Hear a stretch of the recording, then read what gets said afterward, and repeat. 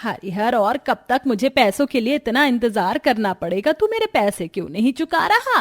बहन जी थोड़ा सा समय दे दो, जल्दी ही चुका दूंगा। बस मुझे कहीं काम नहीं मिल रहा अभी। तुझे पता है ना, मुझे इतना रहम करने की आदत नहीं है। देख बहुत हो गया, जल्दी से जल्दी मेरा पैसा चुका दे, नहीं तो तेरे घर पर अपने गुंडे भेज दूंगी मैं। हरिहर वैजंती के आगे हाथ जोड़ता है, जिसके बाद हरिहर वहां से चला जाता है। वह उतरे हुए चेहरे को लेकर अपने घर आता है। क्या हुआ पिताजी, आप इतने परेशान क्यों नजर आ रहे हैं? कुछ नहीं बेटी, बस ऐसे ही। लगता है वैजंती ने कुछ ज्यादा ही सुना दिया है आपको। अब मैं क्या करूं, आखिर मैं उसके कर्ज तले दबा हुआ हूँ। कोई बात नहीं, मैं भी कहीं काम ढूंढूंगी और फिर हम लोग वैजंती का पैसा चुका देंगे। पूरे गांव की सबसे घमंडी औरत है, पता नहीं कब क्या कर दे, कुछ पता नहीं है। हाँ तुमने बिल्कुल सही कहा। पिताजी आप हाथ मुंह धो लीजिए, मैं खाना लगा देती हूँ। हरिहर का गांव में सबसे गरीब परिवार था। वो बेचारा मजदूरी करके अपने घर को चलाया करता था, तो पड़ोस में सबसे घमंडी औरत वैजंती थी और उसका परिवार भी घमंडी था। वहीं दूसरी तरफ वैजंती का जो सबसे बड़ा बेटा था वह दिमागी हालत से पागल था, जिसकी वजह से उसकी शादी नहीं हो रही थी। अरे पंडित, लड़कियों का काल पड़ गया है क्या, जो तुझे एक लड़की ही नहीं मिल रही मेरे बेटे के लिए? बहन जी कितनी लड़कियां तो दिखा चुका हूँ, अब बात ही नहीं बन रही तो मैं क्या करूँ। खैर मैं और लड़कियों की फोटो लेकर आऊंगा। ऐसे ही कुछ दिन बीत जाते हैं, लेकिन वैजंती को अपने बेटे के लिए कोई रिश्ता ही नहीं मिलता, क्योंकि एक पागल लड़के से कोई शादी नहीं करना चाहता था। एक दिन वैजंती हरिहर के घर के पास से गुजर रही थी। हरिहर को देखते ही वह उसके घर में आ गई। अरे ओ हरिहर के बच्चे, तू पैसे क्यों नहीं चुका रहा? लगता है तू ऐसे नहीं मानेगा, तेरे हाथ पैर तुड़वाने ही होंगे मुझे। नहीं बहन, ऐसा मत करो, मैं ही एक कमाने वाला हूँ इस घर के अंदर। मेरी पत्नी और मेरी बेटी का क्या होगा? तभी वहां पायल आती है। पायल को देखकर वैजंती कुछ सोचने लगती है, जिसके बाद वो हरिहर से कहती है, हरिहर के बच्चे, तेरी बेटी तो बड़ी सुंदर है। सुन, बहुत फायदे का सौदा है तेरे लिए। या तो एक हफ्ते के अंदर अंदर मेरा सारा का सारा पैसा चुका दे, वरना मेरे बड़े बेटे से अपनी बेटी की शादी करवा दे। ये क्या बोल रही हो आप? मुझे पता है आपका बड़ा बेटा दिमागी हालत से ठीक नहीं है। वैजंती हरिहर को एक लात मारती है, जिससे हरिहर नीचे गिर जाता है। मेरा बड़ा बेटा ठीक है, उसके बारे में एक शब्द नहीं सुनूंगी मैं। या तो पैसे लौटा दे, वरना अपनी बेटी की शादी मेरे बड़े बेटे से करवा दे, और ये आखिरी वार्निंग है तेरे लिए। वैजंती ऐसा कहकर वहां से लौट जाती है। उसका ये बर्ताव देखकर ममता रोते हुए अपने पति से कहती है, जी सही तो बोल रही थी वैजंती बहन, इतने बड़े घर में मेरी बेटी की शादी होगी और क्या चाहिए, और फिर जितना कर्ज है वो सब माफ भी हो जाएगा। राज करेगी उस घर में हमारी बेटी। एक माँ होकर तुम ऐसा कैसे सोच सकती हो? तुम अपनी बेटी की शादी पागल से करवा दोगी? मैं तो अपनी बेटी के आगे का सुख देख रही हूँ। पागल है तो क्या हुआ, एक दिन इलाज होकर ठीक हो जाएगा, लेकिन इतने बड़े घर में शादी होने का मौका दोबारा थोड़ी ना मिलेगा। ममता हरिहर को किसी ना किसी तरह अपनी बेटी की शादी वैजंती के बेटे से करवाने के लिए मना ही लेती है, जिसके बाद कर्जे से मुक्त होने के लिए दोनों माता पिता अपनी बेटी पायल की शादी वैजंती के पागल बेटे से करवा देते हैं। आज मेरी शादी है, आज मेरी शादी है, नाचो नाचो, आज मेरी शादी है। अरे ये मेरी दुल्हन है, कितनी सुंदर दुल्हन है, मेरी आज शादी है, मेरी आज शादी हो रही है। अमित की पागलपंती वाली हरकतें देखकर शादी में आए सभी मेहमान हंस रहे थे। वो मंडप में बैठा हुआ था, बार बार उठकर नाचने लगता है। ये देख पायल हैरान हो जाती है और फेरे लेते हुए भी रोने लगती है। शादी संपन्न करने के बाद वैजंती पायल को अपने बेटे के साथ घर ले आती है। आ जाओ अंदर, इस घर में तुम्हारा स्वागत है। ये मेरे बेटे का कमरा है, आज से तुम यहाँ पर रहोगी। कल से मैं तुम्हें इस घर की सभी जिम्मेदारियों के बारे में समझा दूंगी। ठीक है माँ जी। पायल कमरे में जाकर बैठ जाती है और इधर उसकी देवरानी अपने पति गौरव से कहती है, सुनो गौरव, मैं तो ये सोच रही हूँ कि इस बेचारी का क्या होगा। तुम्हारा पागल बड़ा भाई कैसे सुहागरात मनाएगा? देखो ज्यादा मत सोचो और अब सो जाओ, जैसा हो रहा है होने दो इस घर के अंदर। गौरव ने इतना कहा पर निशा आराम से सो जाती है, और इधर जब अमित अपने बिस्तर पर पायल को बैठे हुए देखता है तो वो उसे मारकर उठा देता है।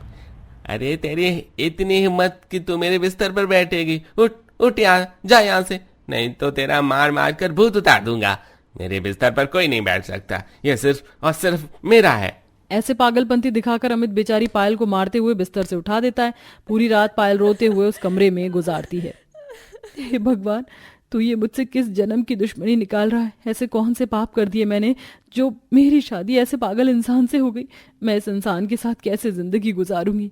पायल ऐसा सोचते सोचते बैठे हुए ही सो जाती है। अगले दिन जब सवेरा होता है तो उसे सुबह जल्दी उठकर घर के काम करने पड़ते हैं। घर का सारा काम से लेकर खाना भी वह अकेले ही बनाती है और सभी के कपड़े भी उसे ही धोने पड़ते हैं। ये लो, इन कपड़ों को धोने के बाद अच्छे से इस्त्री करके सभी के कमरे में पहुंचा देना। वैजंती इतना कहकर अपने कमरे में आ जाती है और खुद से कहती है, चलो, मुझे इस घर में मेरे बेटे की शादी के चलते एक नौकरानी मिल गई। अब मेरे बेटे को भी अकेले संभाल लेगी और इस घर को भी। तभी वैजंती अपनी खिड़की से बाहर देखती है कि उसकी बड़ी बहू अपने गरीब मायके जाती है। जब वो वापस घर लौटती है तो वो उससे कहती है, तुम्हारी हिम्मत कैसे हुई अपने मायके जाने की? माँ जी, मुझे अपने माता पिता की याद आ रही थी, बस इसलिए चली गई, और पड़ोस में ही तो मायका है। आइंदा अगर मेरी इजाजत के बगैर अपने मायके गई तो मुझसे बुरा कोई नहीं होगा। जाकर शाम के खाने की तैयारी कर, आज घर पर दावत है, सभी मेहमान आने वाले हैं। ठीक है माँ जी, मुझे दर्द हो रहा है, मेरे बाल छोड़ दो।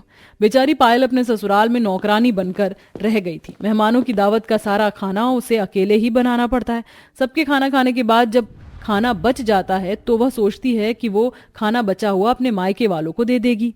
माँ जी, बहुत सारा खाना बच गया है, ये खाना मैं अपने घर दे आती हूँ। तुमने ऐसा सोचा भी कैसे कि तुम हमारे घर का शानदार खाना अपने पटीचर मायके वालों को खिलाओगी? माँ जी, मुझे लगता है कि ये अपनी औकात भूलते जा रही है, इसे औकात में लेकर आना होगा। नहीं माँ जी, मैं तो बस यही सोच रही थी कि खाना बेकार ना जाए। देखा माँ जी, अब ये जवाब भी देने लगी है। निशा अपनी सास को जेठानी के खिलाफ भड़काने लगती है, जिसके चलते वैजंती पायल का हाथ मरोड़कर उसे चांटे मारने लगती है। आइंदा मुझे जवाब दिया तो मुझसे बुरा कोई नहीं होगा। ये सारा खाना कुत्तों को ही फेंकना। छोड़ दो, मुझे छोड़ दो, मुझे बहुत दर्द हो रहा है, फिर कभी कोई जवाब नहीं दूंगी। माँ जी, छोड़ दो मुझे। ये सब पायल का पागल पति अमित देखने लगता है तो उसे बहुत बुरा लगता है। छोड़ दो, मेरी दुल्हन को क्यों मार रही हो? क्यों अत्याचार कर रही हो मेरी दुल्हन के ऊपर? चलो माँ जी, चलते हैं यहाँ से। निशा इतना कहकर अपनी सास के साथ वहां से चली जाती है, जिसके बाद पायल रोते हुए सारा खाना फेंक देती है। उसके गरीब माँ पिता ये सब देख रहे होते हैं। कोई बात नहीं बेटी, हम सब समझ सकते हैं, तुम परेशान मत होना। कोई इतना घमंडी कैसे हो सकता है? इतना सारा खाना बर्बाद ही करवा दिया। ऐसे लोगों को तो गरीबों की बद्दुआ भी नहीं लगती। इस तरह जब भी पायल अपने मायके वालों की मदद करने की कोशिश करती तो बैजंती और निशा हर बार अपनी टांग अड़ा देती। वहीं दूसरी तरफ पायल अपने पति का बहुत अच्छे से ख्याल रखती और साथ में अपने ससुराल वालों के अत्याचार भी सहन करती है। जब भी वह कोई गलती करती तो वैजंती और उसकी देवरानी उसे बहुत मारा पीटा करती। बेचारी पड़ोस में रह रहे मायके वाले पायल को बचा भी नहीं पाते। ऐसे ही सब कुछ चलता रहता है। एक दिन निशा और वैजंती दोनों पायल को आवाज लगा रहे होते हैं, लेकिन पायल तो छत पर कपड़े सुखा रही थी। कल मुंही करम जली अपने मायके तो नहीं चली गई, आज मैं इसका ऐसा भूत उतारूंगी कि इसे अच्छे से अकल आ जाएगी। पायल कपड़े सुखाकर जैसे ही आती है, वैजंती उसे बिना सोचे समझे मारना शुरू कर देती है। पड़ोस में मायका तो कभी भी निकल जाती है, आज तुझे कोई नहीं बचाएगा। अमित से ये सब देखा नहीं जाता। वो पागल तो था लेकिन सही गलत उसे समझ आता था। वह अपनी माँ को रोकने की कोशिश करता है, लेकिन अचानक से वैजंती अमित को धक्का मार देती है, जिसके चलते अमित एकदम से मुंह के बल जमीन पर गिर जाता है।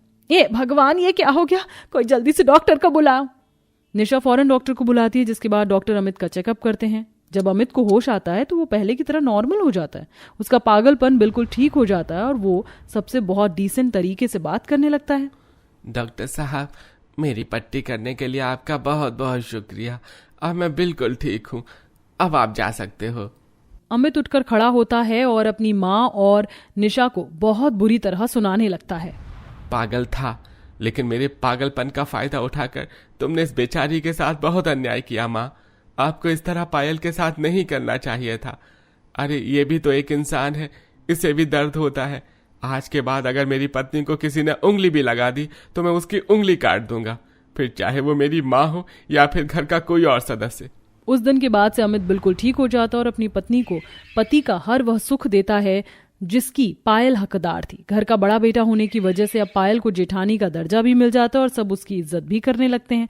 अब बेचारी पायल अपने पड़ोस में रह रहे गरीब मायके वालों की मदद भी कर पाती है और कोई उसे रोकता भी नहीं।